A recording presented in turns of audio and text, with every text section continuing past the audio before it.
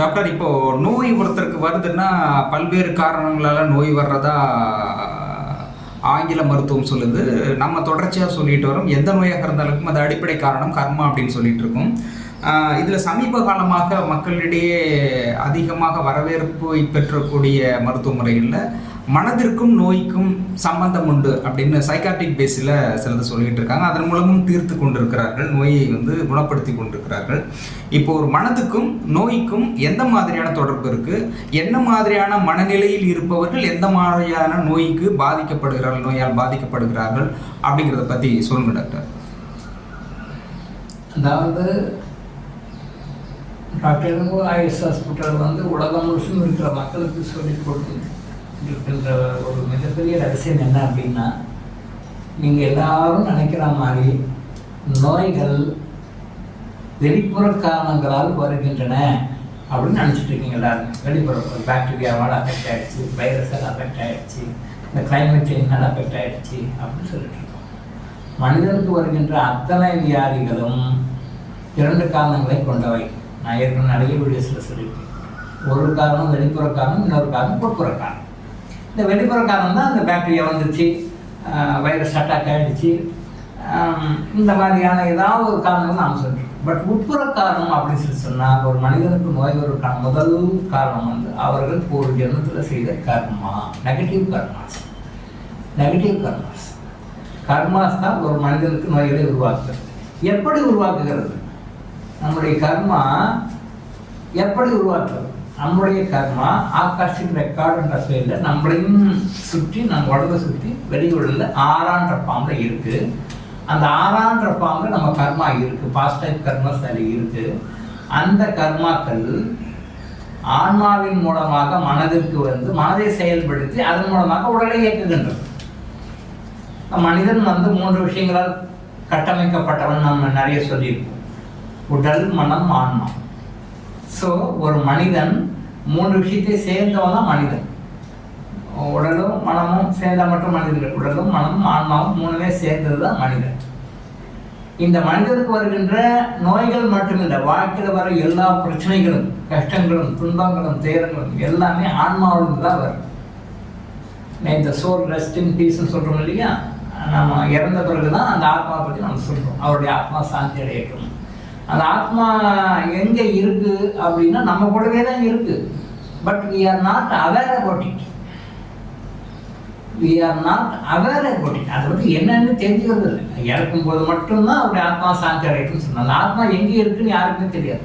அந்த ஆத்மா நம்ம கூடவே தான் இருக்குது. 24 hours 365 days from the date of your birth till the date of your death வரைக்கும் கூட இருக்காது. ஆத்மா வெளியே போனதான் மரணம். ஆத்மா உள்ள வர்றது பிறப்பு. அம்மானுடைய கர்ப்பப்பையில் 10 மாதங்களுக்கு முன்னாடி அது வந்தது. அம்மா வயிற்றிலிருந்து 10 மாதங்கள் இருந்து அது பிறகு வெளி உலகம் வருது அந்த ஆத்மா. இந்த ஆத்மா எப்போ நம்ம உடம்பு விட்டு போகுதோ, உயிர் போகுதுன்னு சொல்றோம். உயிர் போகுதோ அப்போ நம்ம மரணம் அடைகிறோம். பாடியை டெட் பாடின்னு சொல்லுவாங்க. அது வரைக்கும் பேர் சொன்னாங்க. அதுக்கு பிறகு வேற பேர் யூஸ் பண்ணுவாங்க. டெட் பாடி, டீனா பாடி எப்போ எடுக்கிறாங்க அப்படி தான். ஸோ அது இருக்கிற வரைக்கும் தான் மரியாதை. ஸோ இப்போ அந்த ஆன்மா மனதை இயக்குகிறது. இந்த ஆன்மாவுக்கும் உடலுக்கும் மத்தியில் ஒரு மீடியேட்டர் வேணும். இந்த உடலை இயக்குவதற்கு ஆன்மா தான் இயக்குது. அந்த உடலை ஆன்மா இயக்குவதற்கு ஒரு டூல் வேணும். அதான் மனம் ஒரு டூல். இந்த மனதை நம்ம கண்ணில் பார்க்க முடியாது, அது இந்த கடலில் இருக்குன்னு சொல்ல முடியாது. பட் மனம் எங்கே இருக்குது? நான் நிறைய வீடியோஸ் சொல்லியிருக்கேன். மனம் நம்ம கூடவே இருக்குது. நம்மளோட ஈச்சல் எவ்வளோ செல்லே இருக்குது. நம்ம உடம்புக்குள்ளேயே இருக்குது, நம்ம உடம்பு வெளியும் இருக்குது. நம்ம உடம்புக்குள்ளவும் இருக்குது, நம்ம உடம்பு வெளியும் இருக்குது. மனம் அப்படித்தான் இருக்குது. ஸோ இந்த மனதின் மூலமாக எல்லா நோய்களும் உண்டாகும். நீங்கள் மனசை சரி பண்ணுங்கன்னா, ஆன்மாவை சரி பண்ணிங்கனாலே உங்களை எல்லா நோய்களும் வாழ்க்கை பற்றியும் தீர்வு. இப்போ ஆன்மான்னு பெரிய சொல்லிட்டு அது அப்புறம் பார்த்துக்கலாம். அப்போ மனம், அடுத்தது மனதை சரி பண்ணாலே உங்களுடைய நோய்கள் சரியாயிடும். நீங்கள் மனசை சரி பண்ணாமல், மனசை கேர் பண்ணாமல், நீங்கள் வெறும் பிசிக்கல் பாடிக்கு மட்டுமே மருந்து கொடுத்து எந்த நோயும் குணப்படுத்த முடியாது. எந்த நோயுமே குணப்படுத்த முடியாது. பிசிக்கல் பாடிக்கு மட்டும் மருந்து கொடுத்து ஒரு நோய் குணப்படுத்த முடியாது. எல்லா நோய்களுக்கும் மூல காரணம் மனதினுடைய பாதிப்பே. மனது பாதித்தால் எதிர்மறையாக பாதித்தது. நேர்மறையாக எதிர்மறையாக வச்சுக்கணும். மனசு பாசிட்டிவாக மாறும்போது நம்ம நோய்கள் போகும், மனசு எதிர்மறையாக மாறும்போது நோய்கள் இருக்கும். ஸோ மனதுக்கும் நம்முடைய ஆரோக்கியத்துக்கும் மிக மிக மிக மிக முக்கியமான லிங்க் இருக்குது, சந்தேகமே இருக்குது. உங்களுக்கு மனசு சரியில்லை, மனசு ஏதோ ஒரு எப்படி சொல்கிறதுன்னு புரியாத மாதிரி ஒரு மனசு ஒரு குழப்பமாக சங்கடமாக ஒரு கவலையாக இருக்கிறீங்க. அந்த டைம் உங்களுக்கு நல்லா பசிக்குமா? உங்களுக்கு பிடிச்ச உணவே கொண்டு கொடுத்தா உங்களுக்கு சாப்பிட முடியுமா? எந்த ஒரு உங்களுக்கு பிடிச்ச உணவை எடுத்துக்கோங்க, ரொம்ப அது அந்த பொருளை பார்த்தாலே உங்களுக்கு ரொம்ப பிடிக்கும். எதுவாக இருந்தாலும் அதை வந்து முழுமையாக சாப்பிடுவீங்க, என்ஜாய் பண்ணுவீங்க. நீங்கள் மனம் ரொம்ப சோகமாகவும் துக்கமாகவும் வருத்தமாகவும் இருக்கும் பொழுது உங்களுக்கு அதை கொண்டு வந்து கொடுத்தா உங்களால் சாப்பிட முடியுமா? சாப்பிடவே முடியாது. எது உங்களுக்கு சந்தோஷத்தை கொடுக்கிறதோ அந்த விஷயம் உங்ககிட்ட இருந்தாலும் அதை உங்களால் என்ஜாய் பண்ண முடியாது. ஏனென்றால் மனம் பாதிக்கப்பட்டிருக்கிறது. ஸோ உங்களுக்கு நல்ல விஷயங்கள் நடக்கணும்னாலும் சரி, உங்களுக்கு கெட்ட விஷயம் நடக்கணும்னாலும் சரி, எல்லாமே உங்கள் மனதின் மூலமாக தான் செயல்படுத்தப்படும். மனதின் மூலமாக தான் செயல்படுத்தப்படும். ஸோ மனதை சரிப்படுத்தினா நோய்களை குணப்படுத்த முடியும். அதை பற்றி உலகம் முழுசும் நிறைய ஆராய்ச்சிகள் நடந்துட்டு இருக்கு. அது ஒரு பாசிட்டிவான அப்ரோச் தான் இப்போ நடந்துட்டு இருக்கு. பட் நாம டாக்டருங்க ஆயுஷ் ஹாஸ்பிட்டல் தெளிவாக சொல்கிறோம், மனதை சரிப்படுத்தினால் நோய்களை குணப்படுத்த முடியும். மருந்தே வேண்டாம், மருந்து ரெண்டாவது. நீங்கள் மனசை சரி பண்ணாமல் நீங்கள் ஃபிசிக்கலாக உடம்பு ரீதியாக பார்த்து மருந்து கொடுத்து ஸ்தூல உடம்புக்கு மருந்து கொடுத்துட்டீங்கன்னா நோய் குணமாகுது. அதனால தான் வருஷக்கணக்கில் மருந்து எடுக்கிறாங்க, ஆனால் நோய் குணமாகுது. ஏன் காரணம்? வருடக்கணக்கில் தொடர்ந்து மருந்து எடுத்துருக்காங்க நிறைய டிசீஸ். நீங்கள் உங்கள் ஃபேமிலியில், உங்கள் சரௌண்டிங்கில், உங்களை சுற்றி இருக்கிறவங்கள பாருங்கள். எங்கேயும் வெளிலலாம் போக வேண்டாம், உங்கள் ஃபேமிலியில் இருக்கிறவங்களே பாருங்கள், உங்களை சுற்றி இருக்கிற ரிலேட்டிவ்ஸை பாருங்கள், உங்களை சுற்றி இருக்கிற சர்க்கிளில் இருக்கிறவங்க பாருங்கள். இவங்களை பார்த்தாலே உங்களுக்கு அந்த உண்மை புரியும். மனம் பாதித்ததனால் நோய்கள் வருகின்றன.